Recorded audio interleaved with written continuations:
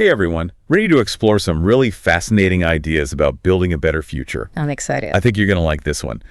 We're going to dive into the work of Sri Anandamurti. Okay. He was a spiritual leader and thinker who had some radically optimistic ideas about how we can evolve as individuals and as a society. I've heard a little bit about him. Looking forward to learning more. He had a really unique perspective. He saw spiritual evolution and societal progress as basically two sides of the same coin. Interesting. So not the typical view that to be spiritual, you have to retreat from the world. Exactly. That's what makes Anandamurti's ideas so thought-provoking. So how does he see this connection playing out? Well, let's start with the basics. Sure. Anandamurti argued that the material world isn't an obstacle to spiritual growth like some people think. Instead, he saw it as the actual starting point. It's not about rejecting the world. It's about using it as a springboard for our evolution.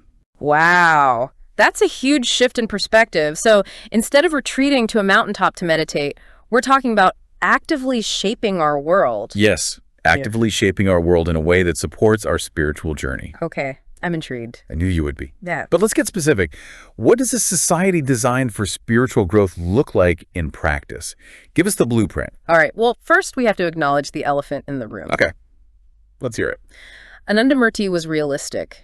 He knew that humanity's obsession with material wealth is a major roadblock to both individual and societal evolution. You're telling me it's like we're constantly bombarded with messages about needing more. It's a trap. It really is. And it's a trap that Anandamurti wants us to avoid. He believed that true happiness, true fulfillment comes from expanding our consciousness, not accumulating possessions. So less stuff, more inner peace. I get it. Right. But how do we go from inner peace to outer change? Yeah. How does shifting our internal state fix problems like poverty, war, or corruption?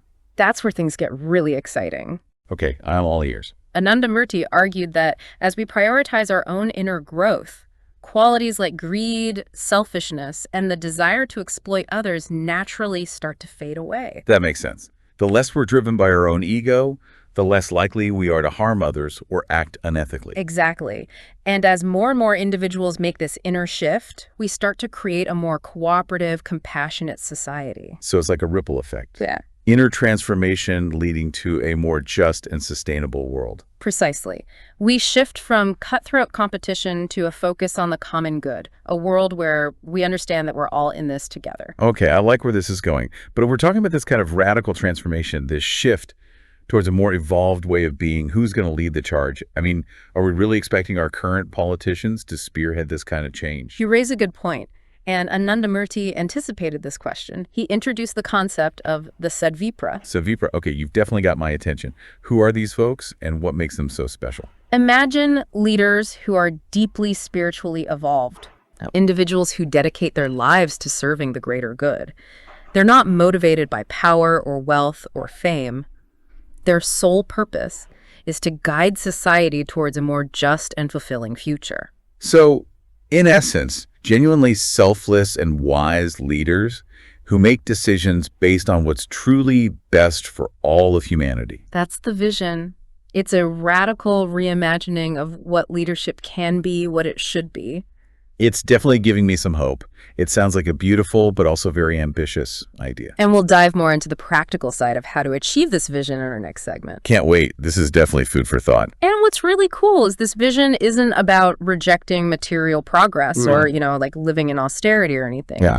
It's about using our resources wisely to create a world that benefits everyone. So you're saying we're not all going to be wearing burlap sacks and, living in communes or something? No, not at all. Okay, good. Just making sure. Anandamurti envisioned a world where material prosperity is a tool for collective well-being, not just the privilege of a few. I like that. And he actually had some very specific ideas about how to create a more just and equitable economic system. Oh, really? He called it PROU. P-R-U-T. It stands for Progressive Utilization Theory.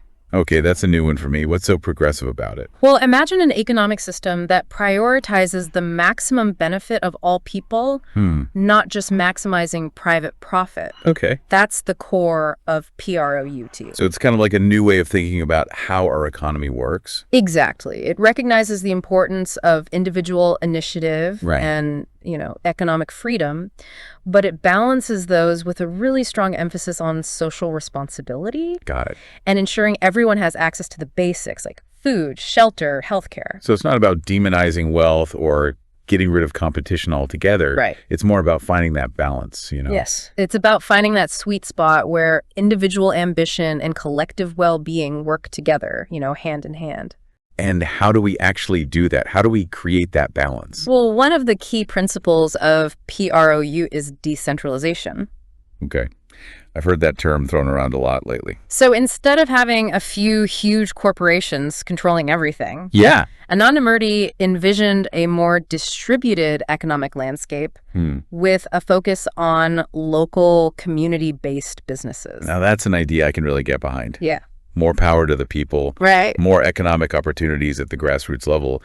Plus, it just seems like that would create a more resilient economy too, right? Exactly. If one region or industry struggles, the whole system doesn't fall apart. It's about interconnected but self-reliant communities. I like that. That makes a lot of sense. And this economic model actually fits perfectly with Anandamurti's emphasis on cooperation and compassion. How so? Well, it fosters a sense of interdependence, It reminds us that we're all connected and our well-being is tied to the well-being of the whole. It's like we're all in this together. Exactly. It's amazing how all these pieces fit together, transforming individual consciousness, Yeah. reimagining leadership, creating a more just economic system. It's a truly holistic vision, isn't it? That's the beauty of Anandamurti's teachings. Yeah. He understood that all these aspects of human experience are interconnected. We can't just focus on one thing and expect everything else to magically fall into place. Exactly. We need a holistic approach. We need to address the root causes. And you're saying that spirituality is the key to unlocking all of this. Absolutely. It's about recognizing our interconnectedness, cultivating compassion, and, tapping into that inner wisdom that guides us towards a more fulfilling way of life. And remember, Anandamurti didn't see the material world as the enemy of spiritual growth. No. He saw it as the ground for our evolution. Exactly. So it's not about rejecting the world or waiting for some kind of divine intervention to save us. Right. It's about actively shaping our world to reflect our highest values. Yes. And that brings us to a really important question. What's that? What role do we as individuals play in all of this? What can we actually do to bring this vision to life? One thing that strikes me about all this is how inclusive this vision feels. Yeah. It's not tied to any one religion or dogma. It feels like something anyone could connect with regardless of their background. Yeah, you're right. It's one of the most powerful aspects of his teaching. It's like it's universal. Exactly. Anandamurti believed that the essence of spirituality is universal. It's about tapping into that connection that unites us all beyond our differences. It's like he's reminding us that beneath all the surface stuff, the things that divide us, there's this deep interconnectedness. Right. We're all human beings sharing this planet. And recognizing that shift in perspective, that's where we can start building a more harmonious world. It's a good starting point for sure. Yeah. But where do we go from there? Well, Anandamurti believed that education plays a huge role, in fostering that sense of unity. Okay, education. What did he have in mind? He envisioned the kind of education that goes beyond just, memorizing facts and figures. Right, like rote learning. It's about nurturing the whole person, the heart, the mind, the spirit. So developing emotional intelligence, ethical awareness, empathy, all those things. Exactly. And he believed education should empower individuals to reach their full potential, but not just intellectually, spiritually too. So it's not just about, getting a good job. It's about becoming a better human being. You got it. And he also emphasized having a global perspective. Yeah.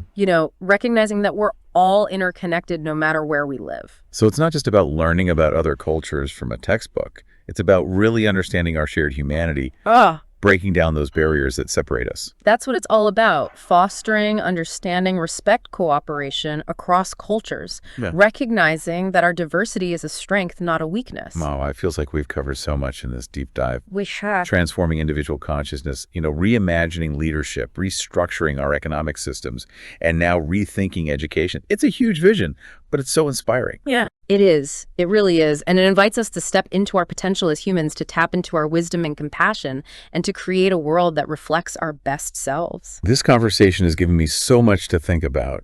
It's a good reminder that we're not just passengers. We're co-creators of our future. Absolutely. And that's a powerful realization. It means we have the power to create change. Even small actions guided by intention can make a difference. It's like a ripple effect. Exactly. Anandamurti's vision is a call to action, an invitation to embrace the possibility of a brighter, more evolved future. Well, you've definitely sparked my imagination and given me a renewed sense of hope, a reminder that a better world isn't just a dream, it's a choice we make every single day. So thanks for diving deep with me. My pleasure. Remember, the power to create change lies within each of us. Keep exploring, keep questioning, and keep diving deep.